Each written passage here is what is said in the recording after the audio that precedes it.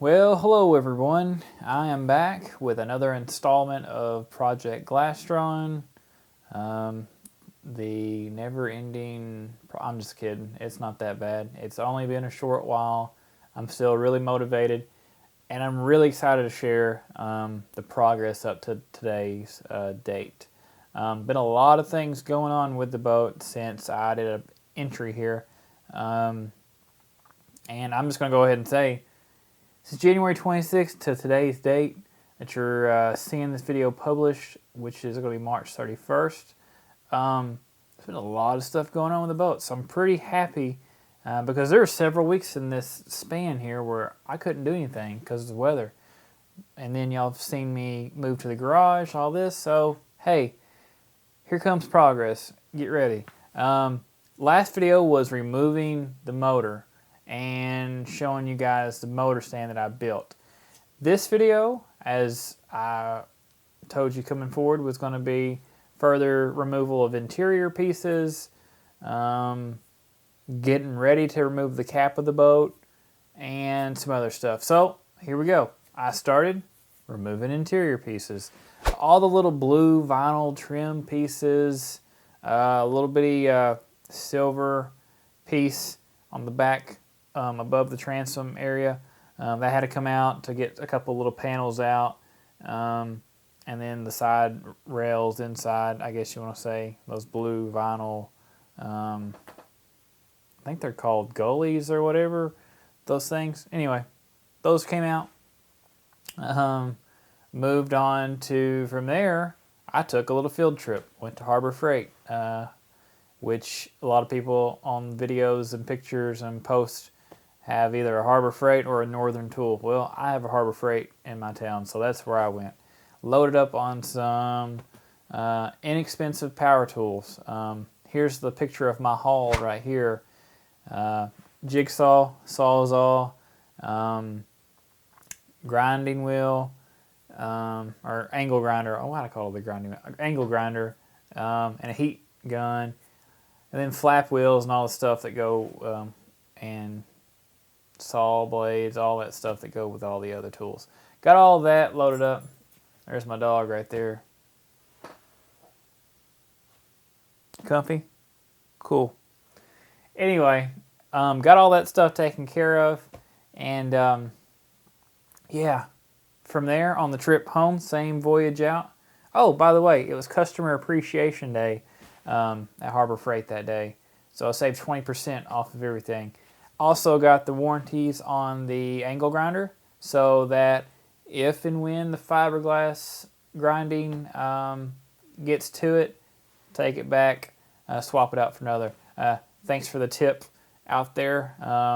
That's totally forward thinking by people out there who've done this same restoration stuff. Anyway, moving on. Went to Lowe's on that same trip home. Got a couple 2x6s, a few extra 2x4s for removal, and other odd and end things I was going to be doing to build my support system onto the trailer. As I told you in the last video, wasn't going to build a cradle, but I was going to use the trailer, add some supports. That's what I did. So, getting started here. Oh, by the way, here's a picture from my haul home. Don't tell a redneck his truck is too short. Doesn't matter how big your lumber is, there's a way. People in the parking lot were kind of just giving me weird looks. I'm like, really, people? We're in Arkansas. This is one of the epicenters of redneckness. I don't understand why they were giving me looks. Anyway, a couple of gaff tape, boom, boom, through the window. Hey, put a flag on it, came home. End of story. Okay, enough nonsense. Back to the project. So I started by taking a scrap piece of 2x6 that I had, and I scribed the shape of the trailer to that. So basically, if that 2x6 locks in place, it won't slide backwards. It's locked in. It's got the same shape. Put a 2x4 across the top for a little bit of a lip and extra bite, and then taking the biggest C-clamps I could find, clamp that dude down to the trailer. From there were some supports coming off that 2x6 to hold the parallel 2x6s that would run with the boat. These 2x6s were going to be bunks, basically. and they needed the shape of the hull, the curvature from front to back. They needed that shape cut into them. So to do this, I laid the 2x6s underneath the boat, long ways with the boat. Took a pencil and scribed the hull shape to that 2x6 with a pencil. Etched it in there basically. Then took that off. Using a couple of different saw techniques, I cut that curvature shape out. Then repeated my process for the second side. Then I had 2 bunks that could be mounted up on the sides of the boat for support. So again, coming off the 2x6, anchored the fronts, built my own kind of rigging on the back to hold the back, and yeah, that's basically it. The supports themselves, without the 2x6s being mounted to it, would shake the boat. They were tightly in there. So I knew that putting the 2x6 would even be more support, and all is locking that thing down. So that was the method there.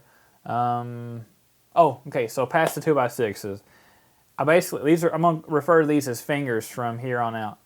I put vertical fingers between that new 2x6 bunk and the hull of the boat.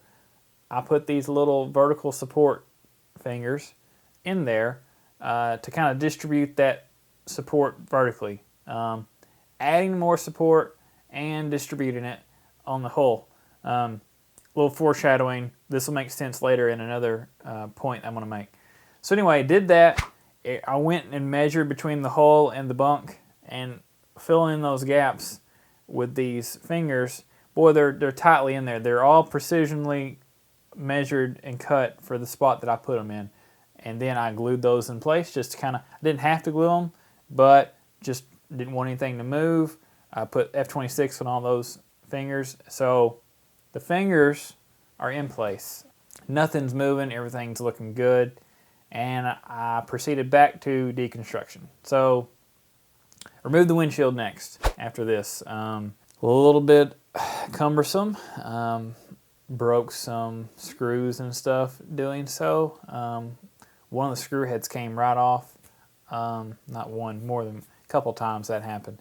And yeah, so I got to source some screws and stuff moving forward.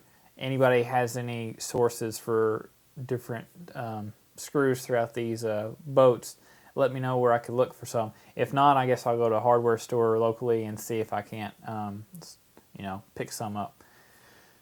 Okay, moving forward. So windshield came off next. Then it was back to deconstruction and removing the rub rail. Went around the boat, pulled the rubber off first, got it out of my way, then pulled all the screws out, keeping the screws from the rub rail separate from the other screws I've been taking out. I had its own brand new jar.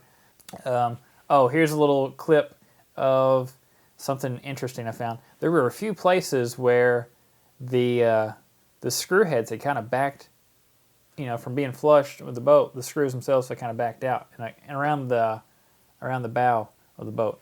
I guess that's just from 40 years of wearing on the boat and having use. I don't know. They're definitely going to be flush when I'm done putting them back in. But this is what I found. Also, I found another unique thing from the manufacturing process of the boat. And another video online by Frisco Jarrett's on YouTube. He has a video in his project, the CVX 18 Glastron Carlson boat, or Carlson, I guess it is. When he was taking the rub rail off, he found a Phillips head bit stuck into one of the screws. Rusted in place, stuck, I don't know, it was just in there, he said. Well, to add to the weirdness of the manufacturing process from Glastron, I found an actual drill bit in the railing of the boat. You're seeing it now, of course. 40 years old, I guess. I know it's been in there for a long time because it's been rusted, and I'm saying 40 years because the boat is at least 40 years old. And I doubt this cap has been off before from the way it was coming apart. So yeah, interesting. I guess there wasn't a quality control department back in the day at Glastron. Or, if you're watching this and you were quality control, hey, there's been some funny things found out here in these project videos, just saying. Moving back. So, got the rub rail off, moved to the rear of the boat, took out the rivets, took out those trim pieces around the transom area. A little persuading, drilling them out here and there. Those came off. And so next it was time to remove the cap. So short story here. My father-in-law came up Saturday to help me load up a lawn mower in the backyard that I have. I was donating it to another family member. Actually, my wife's grandfather. I was giving it to him.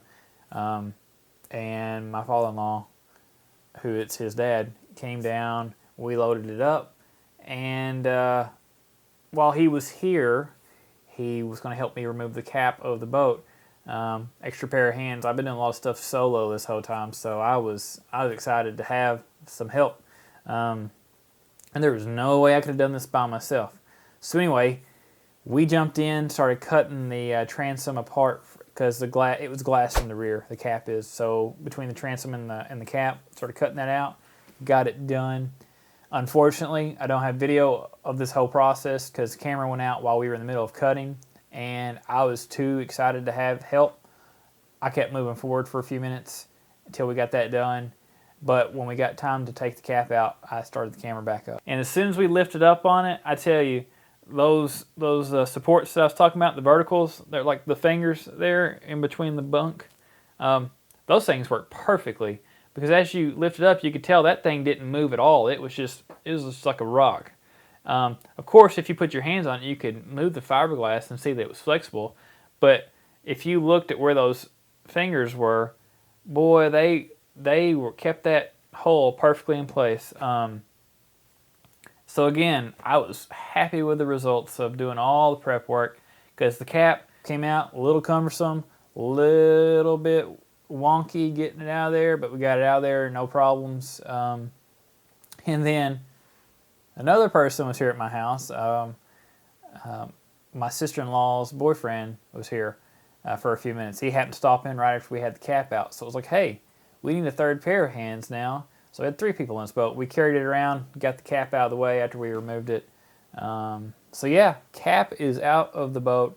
And you can see the stringers and transom in all of their, I don't want to say glory, that doesn't seem fitting. But anyway, you can see it all. So that alludes to the next part of the project, removing those. Couple pictures real quick though. Boy, there's some bad, what I would call bad glassing from seeing what everybody else does when they replace the glass. Boy, like there's a spot here where there's just a roll in the glass, like where water could just get right into the wood, no problems. There's a spot where wood is just kind of held in place with a couple of flaps of glass on it and not even sealed up, which I understand they're not, if you're not in water's harm's way, but still, I don't know. Seeing it for yourself with the cap off kind of just really, like I said earlier, where was quality control at, man? I know people have talked, they were just trying to make money, and if they would have built them the way we're restoring them, they wouldn't have made money. So that makes sense, you know. But just seeing it in person, you know, changes things a little bit. So yeah, back to point. Moving forward is going to be taking out stringers and transom, getting those dudes rebuilt with new materials, grinding the hull, all that stuff. That's next. I call that the next major hurdle. Beyond that, we'll be in business, you know, so to speak. I'm happy to be at this point. It's been a long time coming. Again, January 26th to now, I'm feeling the momentum. I want to keep pushing forward. So, thank you everyone for watching again. Again, any comments, I'll try to get back to you. This thing's being cross-posted, iBoats, Classic Glastron, you name it. There's a couple forums, and I'm trying to respond to everybody's comments and try to do a better job of getting pictures online too. I've been having problems with that. Anyway, they're in my Flickr account as always, but you can go there too to see the photos from this video. Again, thanks for watching. Please consider subscribing and seeing further videos and progress from me on Project Glastron. Hope everyone has a great day, whether you're watching this 10 years from now or the day it comes out. Again, thank you, and we'll see you next time.